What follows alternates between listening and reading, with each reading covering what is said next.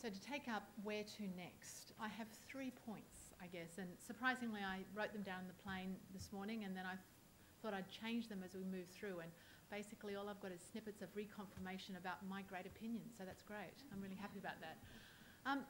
3 points. One is about collaboration. I think we have embarked on a long road of collaboration in New Zealand, and my word of caution is that we're going to get it wrong sometimes, and the first time we get it wrong, I would hate to see it thrown out. And, you know, in many ways, we're all sitting back saying, okay, how are these going to play out? And if they don't play out well, then where do we go to next? So what I'm saying is, where to next? If we make a mistake, let's learn from those mistakes and give it another go. Don't throw it out immediately. And inevitably, these collaborative processes are going to stumble, and they're going to be really hard to reach consensus around some of the really hard bits. And as everyone has alluded to, allocation is one of those really, really hard bits. And I think it's because people forget that we're actually constraining a resource. So what we're talking about is who loses a little and who loses a lot. But in reality, everyone loses. The environment wins, that's great, but in dollars and cents terms, people in the catchment lose. So that's probably one area that we do have to be aware of. And can we take some of those contentious issues out of the collaborative process so we don't derail it before we get started? The second point is, having taken a step back, the collaborative process, or whoever has said, right, yes, a trading program is the appropriate thing for this particular catchment. Because as Suzie alluded to earlier, it's not always the appropriate process.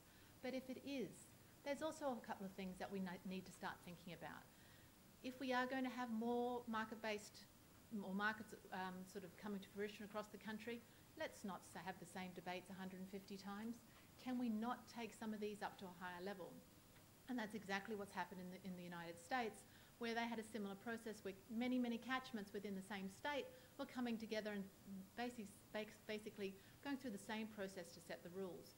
So the state itself decided, well, the most appropriate way to do this is to actually set statewide trading rules. And there's lots of parts of those trading rules which aren't necessarily catchment specific. They can be taken away and dealt with once, and we just leave it at that. Now, the other thing that was alluded to today was around transaction costs. Yes, parts of this is expensive, but some parts of it can also be taken up to a higher level and dealt with. One of them is perhaps if we've got 5 or 6 trading programs around the country, why not have the same platform? It's exactly what's happening in the Chesapeake Bay in the United States. You've got 5 states who are developing trading programs. They're now using the same trading platform. Much more cost effective. So in terms of where we move forward to with nutrient trading, think about what we can take to a national level or a larger regional level to make life a little bit easier, and what are the tools that we can actually make national. Will make life a hell of a lot easier.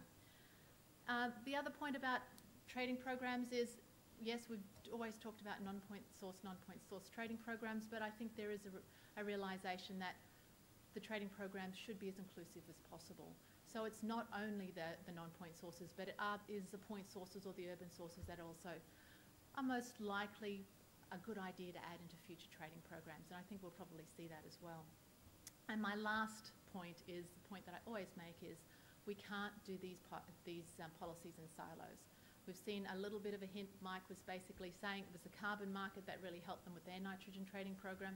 Adam gave some results about greenhouse gases and water quality, but we have water quantity, and there's many, many other sort of environmental impacts that we should be considering as well. Because what we'd hate to do is set up something that basically creates another problem that we have to deal with in 5 or 10 years' time. So my last thought is, please don't think in silos. Let's start being a little bit more holistic. So that's my last where to next.